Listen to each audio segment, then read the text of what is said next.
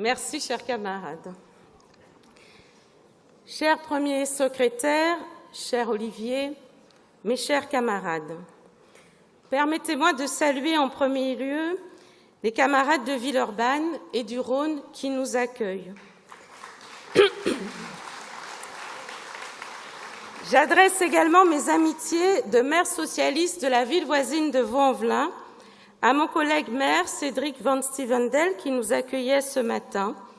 Et permettez-moi ce léger moment de chauvinisme en saluant les maires présents du Rhône, Muriel Laurent, Patrick Bourrasso, ici. Alors, cher Olivier, je te présente d'abord et sincèrement toutes mes félicitations pour ta réélection à l'une des plus belles fonctions du pays.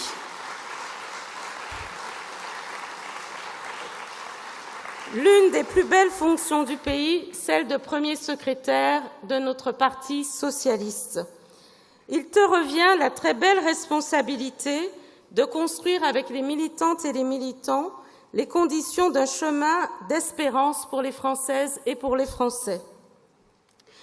Et donc, mes chers camarades, moment de ce 79e congrès du Parti socialiste, au fond, la question est la suivante.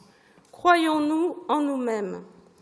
Et pour y répondre, il me semble qu'il nous faut revenir aux sources. Et permettez-moi ainsi de partager quelques réflexions avec vous. De quoi est né le socialisme? Interrogeait Léon Blum. De la révolte de tous ces sentiments blessés par la vie, méconnus par la société. Le socialisme est né de la conscience de l'égalité humaine. Il est né du contraste entre le faste des uns et le dénuement des autres. Et au moment de notre congrès, ces mots écrits par Léon Blum en 1919 restent d'une brûlante actualité. À ce congrès ne se jouent pas les débats qui ont pu nous animer et parfois des affrontements entre mitterrandistes et rocardiens, jospinistes, ségolinistes, j'en ai fait partie des ségolinistes, les valsistes, les fabusiens, les aubristes, les amonistes, les hollandais. Non, ce qui se joue est tout aussi essentiel. C'est notre capacité à être tout simplement dans notre pays, et ce congrès doit être celui de notre affirmation. C'est notre parti, force centrale de la gauche, qui permettra à la gauche de revenir aux responsabilités. Alors ici, nous l'avons dit depuis ce matin, nous sommes celles et ceux qui sont restés malgré tout, envers et contre tout. Nous sommes cette force essentielle, celle des militants, sur laquelle il nous faut nous appuyer. Et nous devons donc, dans notre parti, continuer à introduire plus de démocratie, plus de consultation, plus de fraternité, valeur cardinale du Parti socialiste. Vous le savez tous et nous l'avons tous dit, il nous faut réfléchir à notre formation politique qui nécessite d'être refondée et, tout dans cette même temporalité, nous préparer aux deux échéances majeures qui s'annoncent, que sont les élections présidentielles et les élections législatives. Et donc, cher Olivier, il t'incombe, mais nous serons présents évidemment, l'essentielle tâche de faire revenir dans la vieille maison celles et ceux qui ont pu être séduits un temps par la France insoumise, par la République en marche, par Génération S ou par tous ces mouvements, toute cette galaxie de mouvements de gauche qui, depuis 2017, ont éclos. Et nous y aiderons dans l'intérêt de notre parti, l'enjeu étant de rassembler les socialistes dans le parti et toute la famille des socialistes, celles et ceux qui ont tant besoin de nous.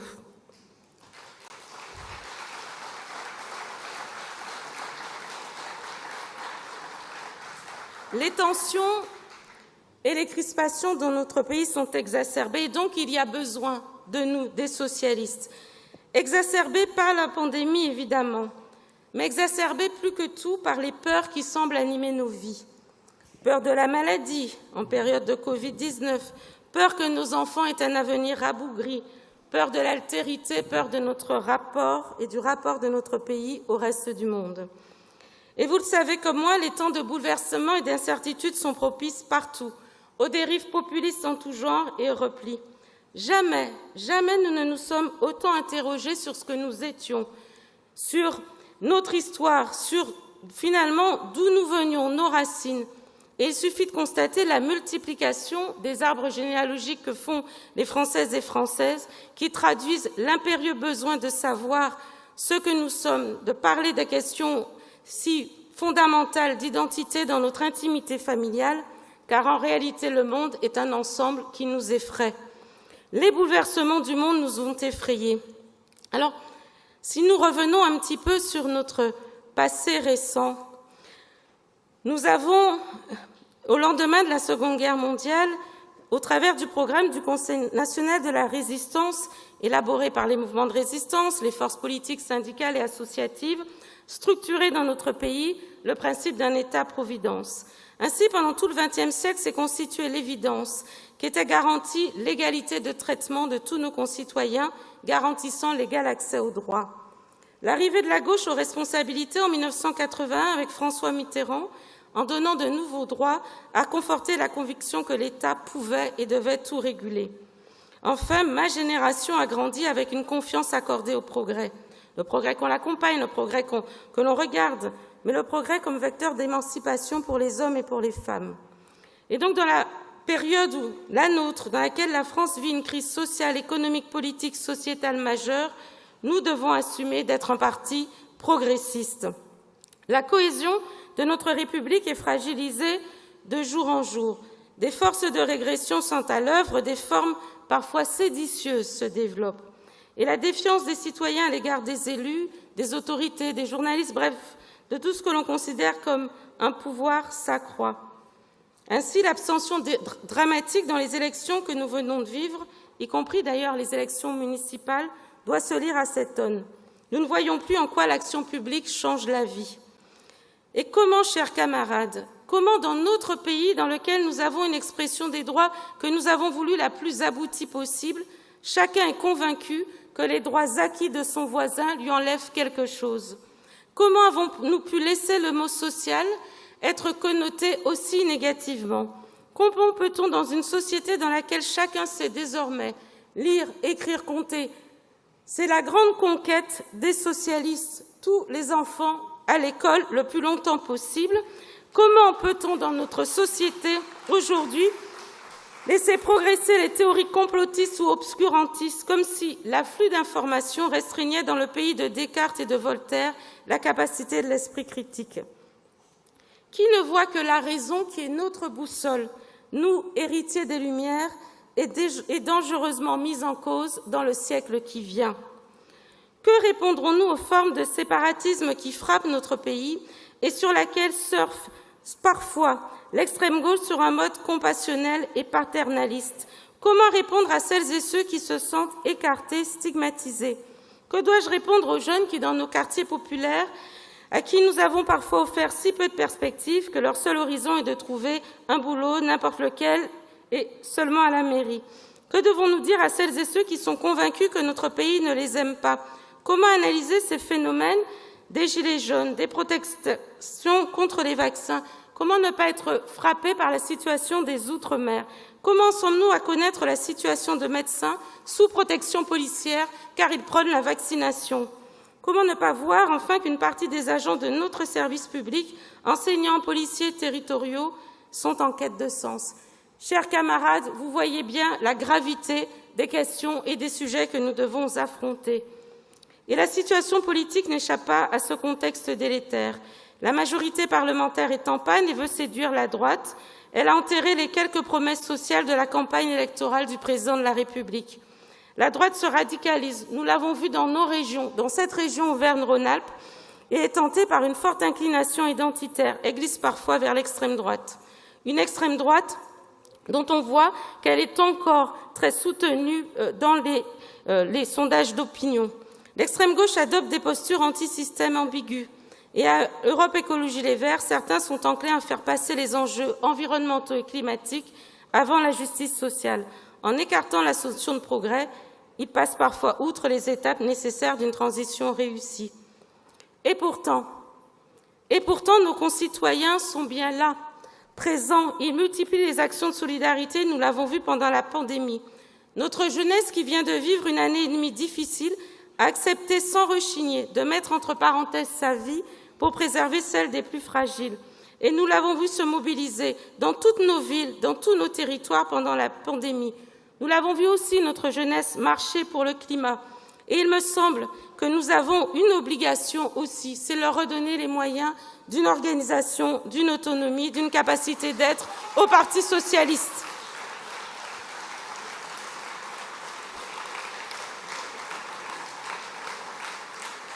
Au fond, notre pays tient, ce sont autant de raisons d'espérer.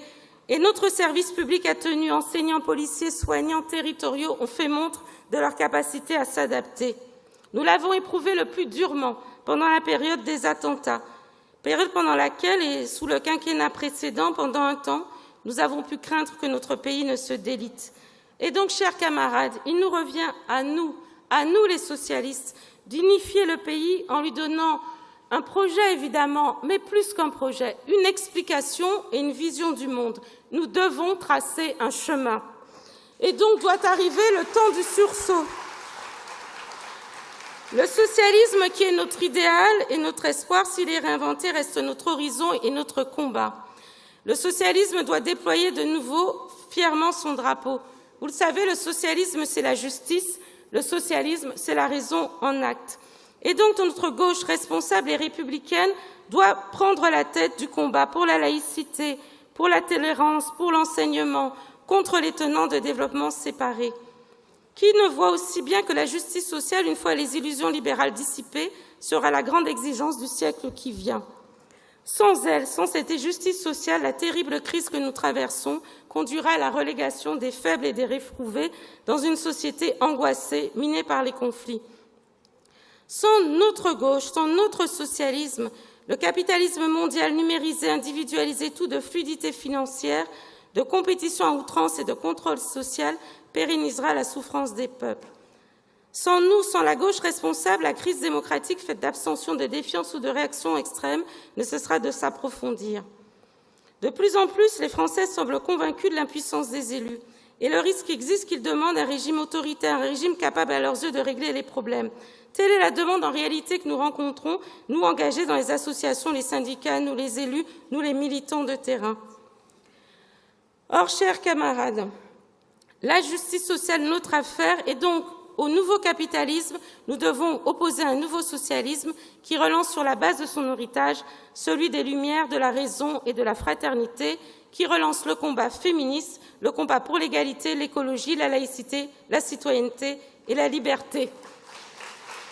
Un nouveau socialisme qui affronte les défis de la numérisation, de la transition énergétique, de l'éco-agriculture, de l'intelligence artificielle, de la réindustrialisation verte.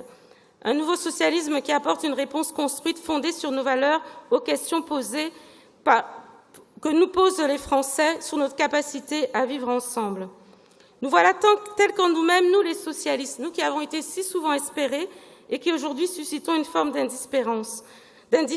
Nous qui croyons toujours en l'existence des classes sociales, il nous faut reconstruire un pacte entre les classes populaires, les classes moyennes, les plus aisées, seul chemin pour réapaiser notre pays.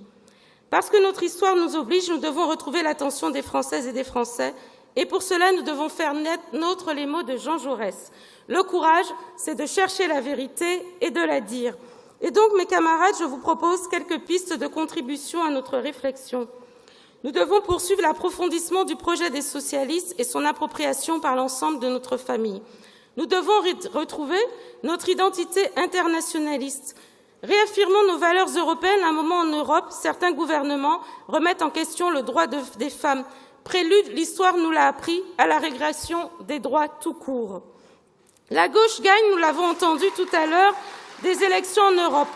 Quelles paroles communes pouvons-nous construire pour préparer la nécessaire renégociation des traités? Sur le plan international, nous venons de vivre le camouflet sur la question des sous-marins avec l'Australie. Nous voyons une volonté de se dessiner un nouveau monde que prône la Grande-Bretagne qui a fait le choix du Brexit. Quelle politique internationale proposons-nous? Quelle politique européenne pouvons-nous avoir, nous, les camarades de l'Internationale socialiste? La tragédie afghane doit nous interroger plus largement sur nos modes d'intervention à l'étranger.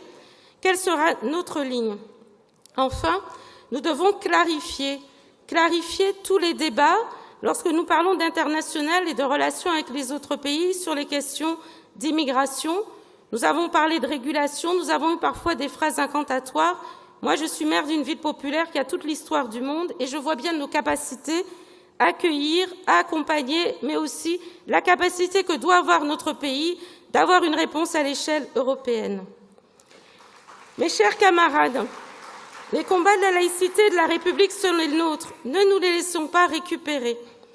Le grand poète Aimé Césaire disait « Il y a deux manières de se perdre, par ségrégation murée dans le particulier ou par dilution dans l'universel. » Nous devons nous approprier pleinement notre histoire. Les socialistes sont la famille politique qui a porté toutes les parties de l'histoire, celles du monde et les nôtres. Nous avons porté le 27 mai comme journée de la résistance, renoué le dialogue sur l'histoire entre la France et l'Algérie, reconnu le génocide des Arméniens, l'esclavage comme crime contre l'humanité et tant d'autres. Nous avons reconnu notre responsabilité dans la Seconde Guerre mondiale. Chers camarades, notre pleine acceptation d'une France qui regarde son histoire en France permettra d'affirmer pleinement notre universalisme, qui ne peut être le rétrécissement de combats féministes à un féminisme qui fragmente, qui ne peut être le rétrécissement de combats antiracistes à des combats séparés. Et chers camarades, il nous faut donc clarifier le débat, y compris avec nos camarades de l'extrême gauche. Nous nous souvenons, et je salue Olivier qui n'avait pas souhaité faire la manifestation en novembre 2019. Nous devons redonner ces lettres de noblesse, je le disais, au concept de justice sociale, si abîmé par l'extrême droite, qui en a fait un synonyme d'assistanat. Recréons les conditions d'un pacte de confiance en remettant en plat les protections souhaitées, tel un nouveau Conseil national de la résistance. Enfin, je ne peux poursuivre cette énumération sans aborder les questions de la transition écologique. Si nous ne faisons pas attention, elle se fera aux dépens des plus défavorisés et passera de la sobriété nécessaire à l'austérité imposée. Nous allons voir des projets, l'isolation thermique, les emplois verts, mais il s'agit de redire au fond que la croissance et le progrès ne sont pas antinomiques avec la protection de la planète. Dans le tour des fédérations que j'ai mené dans le cadre du concret, j'ai été frappée par le fait que nos alliances ont pu être interrogées par nos propres électeurs socialistes. Si chacun est désormais convaincu qu'il faut que nous changions nos usages en raison des enjeux climatiques, il nous faut réenchanter aussi l'écologie qui ne peut rimer avec les théories collapsologues. On n'entraîne pas l'adhésion en étant effrayé, mais par la construction d'un but commun. Enfin, il nous faut assumer que faire de la sécurité, c'est être de gauche. Nous ne pouvons pas avoir samedi après samedi les affrontements entre une partie des Français et les forces de l'ordre. Nous ne pouvons pas avoir des forces de l'ordre convaincues que leur travail est inopérant. Nous devons repenser le rapport des Français à la sécurité. Nous devons faire nôtre cette exigence de gauche en établissant un nouveau pacte de confiance entre les citoyens, les forces de l'ordre et la justice. Il en va de la stabilité de notre pays. L'éducation. Nous sommes le parti de l'éducation populaire. Nous avons à impliquer dans notre construction matricielle le principe que c'est tout un village, chers camarades, c'est tout un village qui élève les enfants. Et donc le pacte que nous devons repasser avec les Françaises et les Français, c'est que chacun, bien sûr, porte ses enfants, les amène le plus loin possible, mais qu'il doit aussi regarder les enfants des autres. Et si nous ne construisons pas cette alliance entre toutes les parties d'une communauté éducative, bien sûr, nous mettrons des moyens, bien sûr, nous accompagnerons l'éducation nationale, mais nous devons repenser profondément la façon dont notre éducation populaire peut être revérifiée. Voilà, chers camarades, les pistes qui, pour notre Théo, me semble-t-il, permettront de tracer un chemin d'espérance aux Françaises et aux Français. Ces chantiers doivent permettre de revenir pleinement dans le débat présidentiel, parce que c'est la force de l'idée, la force des militants et de notre parti engagés dans la vie associative, syndicaliste, la force des élus locaux, l'incarnation d'une candidature qui donneront l'élan nécessaire pour les socialistes pour que nous soyons présents au premier, au second tour de l'élection et que nous soyons victorieux, évidemment. je vous propose, chers camarades, et je vais faire bien les mots de Félix Éboué, compagnon de la libération du général de Gaulle. Il disait dans son discours aux jeunes, jouez le jeu. Être socialiste, c'est s'impliquer pleinement. Jouer le jeu, c'est aimer les hommes, tous les hommes, et se dire qu'ils sont tous bâtis selon la commune mesure humaine, qui est faite de qualités et de défauts. C'est ne jamais abdiquer, malgré les clameurs ou les murmures, et poursuivre la route droite que l'on s'est tracée.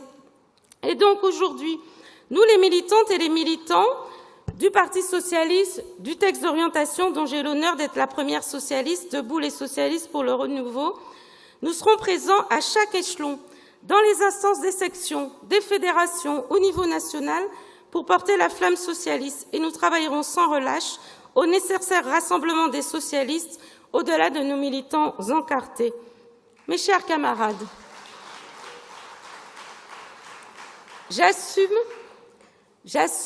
d'avoir été secrétaire d'État du gouvernement socialiste de François Hollande.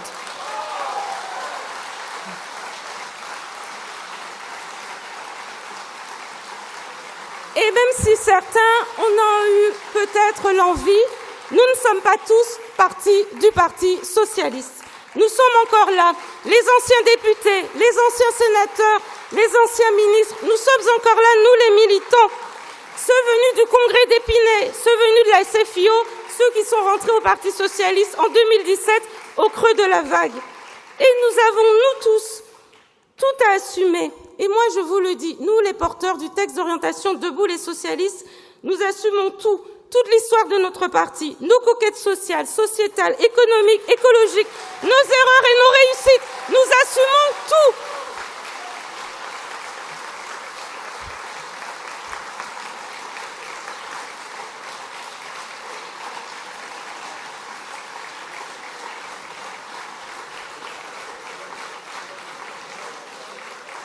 Et permettez-moi, du coup, en parlant de nos réussites, d'avoir une pensée pour Paulette Guinchard, décédée en 2020 et qui avait porté l'APA, grande réforme pour les anciens de notre pays.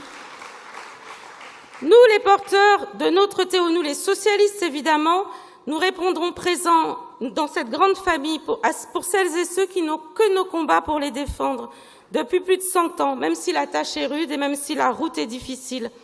Alors, chers camarades, c'est l'engagement que je prends en tant que première signataire. Nous, les filles et les fils de la promesse républicaine, nous serons présents pour notre jeunesse, nous serons présents dans le pays, nous nous engageons pour son avenir. Et nous affirmons, et je crois que nous l'affirmons tous ensemble, qu'à l'issue de ce congrès, les socialistes sont de retour, pleinement de retour, et que nous portons la volonté d'une fraternité agissante, pour reprendre les termes du poète, au terme de laquelle il y aura une France plus que jamais unie et diverse, multiple et harmonieuse, dont il est permis d'attendre, chers camarades, les plus hautes révélations. Alors nous sommes debout, nous les socialistes, et notre drapeau, nous le tenons fermement dans une main, et dans l'autre, nous avons la rose au poing. Vive le Parti socialiste, vive la République, vive la France!